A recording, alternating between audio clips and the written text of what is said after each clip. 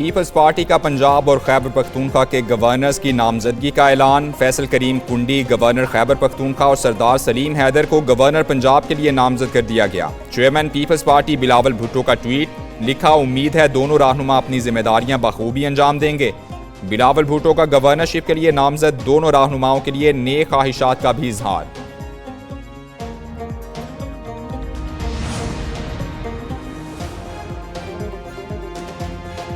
وزیراعظم شہباز شریف سے چیئرمین پیپلز پارٹی بلاول بھٹو کی ملاقات، ملک کی مجموعی سیاسی صورتحال پر تبادلہ خیال کیا گیا۔ چیئرمین پیپلز پارٹی کی وزیراعظم ہاؤس آمد پر وزیراعظم نے خود استقبال کیا۔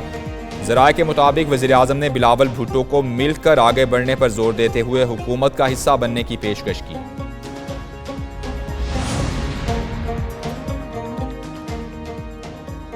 چیئرمین پیپلز پارٹی بلاول بھٹو کی زیر صدارت اسلام آباد میں اہم بیٹھک۔ Benazir income support programme کی چیئرمین شپ کے لیے روبینہ خالد کا نام زیر غور۔ ذرائع کے مطابق پیپلز پارٹی نے وفاق کے عہدوں پر بھی کام شروع کر دیا۔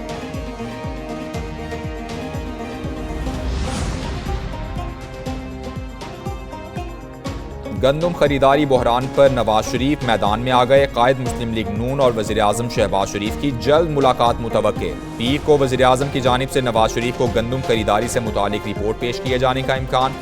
نواز شریف نے پنجاب حکومت کو ہدایت جاری کی کہ کسان کے مفادات کا تحفظ کیا جائے، کسی کو کسان کے استحصال کی اجازت نہ دی جائے۔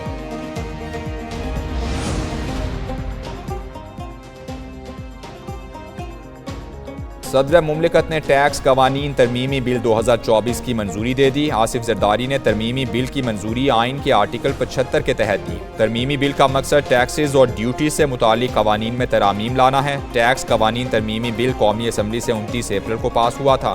صدر مملکت نے ترمیمی بل کی منظوری وزیراعظم کی ایڈوائز پر دی ہے۔ الیکشن کمیشن آزاد کشمیر نے وزیر اعلیٰ کے پی کو ایک بار پھر طلب کر لیا۔ علی امین گنڈاپور کو 28 مئی کو پیش ہونے کی ہدایت۔ طلبی کے نوٹس میں کہا گیا ہے کہ وزیر اعلیٰ خیبر پختونخوا آئندہ سماعت پر ہر صورت پیش ہوں۔ علی امین گنڈاپور کے خلاف آزاد کشمیر کے انتخابات میں ضابطہ اخلاق کی خلاف ورزی کا کیس زیر سماعت ہے۔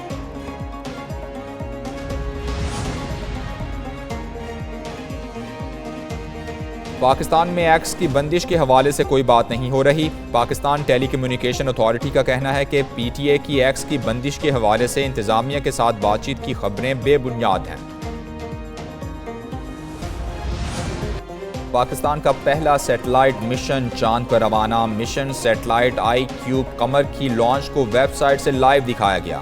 آئی کیوب قمر کا ڈیزائن اور ڈیولپمنٹ چائنا اور اسپارکو کے اشتراک سے بنایا گیا۔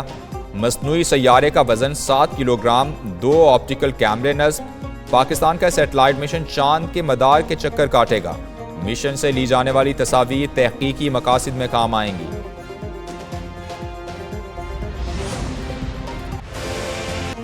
اسپارکو میں پاکستانی آئی کیوب قمر مشن کے لائیو مناظر دکھائے گئے۔ اسپیس سائنس میں پروفیسرز اور طلباء کی بڑی تعداد نے تاریخ بنتے دیکھی۔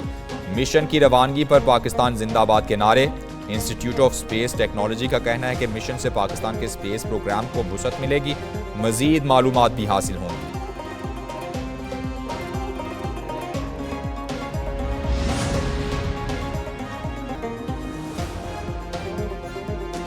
ایک اور اعزاز پاکستان کے نام، چاند کے مدار میں سیٹلائٹ بھیجنے والا چھٹا ملک بن گیا۔ آئی کیوب قمر کو آئی ایس ٹی چین اور قومی خلائی ایجنسی اسپارکو کے اشتراک سے تیار کیا گیا۔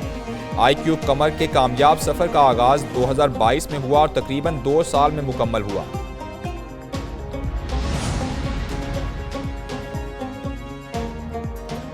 وفاقی حکومت کا بڑا فیصلہ، F I A cyber crime investigation wing کے اختیارات ختم کر دیے۔ National cyber crime investigation agency کا گزٹ نوٹیفیکیشن جاری۔ نئی ایجنسی وزارت داخلہ کے ماتحت قائم کی جائے گی۔ سربراہ ڈائریکٹر جنرل ہوگا جس کی تعیناتی 2 سال کے لیے وفاقی حکومت کرے گی۔ ایجنسی میں additional director general, directors, additional directors, assistant directors اور دیگر ضروری عہدے ہوں گے۔ F I A cyber crimes کی تمام انکوائریز، تحقیقات اثاثہ جاتی ایجنسی کے سپرد کر دیے گئے۔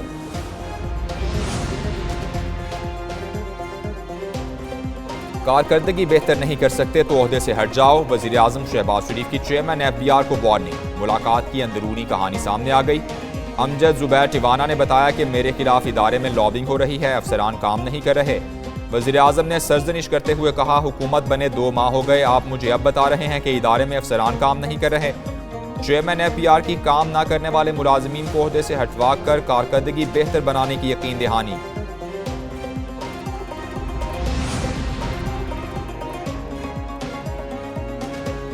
حکومت کا ججز تقرری کے طریقہ کار میں تبدیلی کا فیصلہ، جوڈیشل کمیشن کا ججز کی فوری تقرری کا فیصلہ۔ سپریم کورٹ نے جوڈیشل کمیشن اجلاس کی کارروائی کا اعلامیہ جاری کر دیا۔ دوران اجلاس وفاقی وزیر کی جانب سے بتایا گیا کہ حکومت 175A میں ترمیم کا ارادہ رکھتی ہے، جس کے باعث جوڈیشل کمیشن کی تشکیل بھی تبدیل ہو سکتی ہے۔ اجلاس میں حکومت کی مجوزہ ترامیم کی وجہ سے ججز تقرریوں میں تاخیر نہ کرنے پر اتفاق۔ اعلامیہ کے مطابق ترمیم سے پہلے اعلیٰ عدلیہ کے ججز کی تقرریاں موجودہ قانون کے مطابق کی جائیں گی۔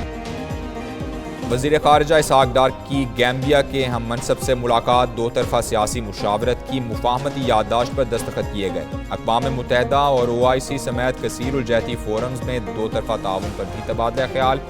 تجارت، زراعت، تعلیم اور سیاحت کے شعبوں میں اعلیٰ سطح کے مذاکرات اور تعاون کو مزید بڑھانے پر اتفاق کیا گیا۔ ادھر نائب وزیر اعظم جمہوریہ یمن کے وزیر خارجہ ڈاکٹر شعیب محسن الزردانی نے بھی ملے۔ 2 طرفہ تعلقات اور علاقائی پیش رفت پر گفتگو کی گئی۔ امریکی سفیر ڈونلڈ بلوم کی پنجاب کی نئی قیادت سے ملاقات، صحت، IT اور ثقافتی شعبوں میں تعاون کی حمایت کرتی۔ ترجمان امریکی سفارتخانے کے مطابق پاکستان میں امریکی سفیر ڈونلڈ بلوم نے 1 سے 3 مئی تک لاہور کا دورہ کیا، پنجاب کی نئی حکومت کے عہدیداران سے ملاقاتیں کی۔ IT، صحت اور ثقافت میں دونوں ملکوں کے تعاون کے فروغ پر بات چیت ہوئی۔ امریکی کونسل جنرل کرسٹن ہاکنز بھی ڈونلڈ بلوم کے ہمراہ تھیں۔ سندھ کے سینئر وزیر شرجیل انعام میمن سے ڈیپٹی میئر کراچی سلمان عبداللہ مراد کی ملاقات، پیپلز بس سروس میں توسیع سمیت منشیات فروشی کے خلاف اقدامات کو سراہا۔ کراچی کے دیہی علاقوں میں بھی پیپلز بس سروس شروع کرنے کی تجویز۔ ڈیپٹی میئر کراچی کا کہنا تھا کہ سندھ حکومت پیپلز بس سروس کے ذریعے شہریوں کو بہترین سفری سہولیات فراہم کر رہی ہے۔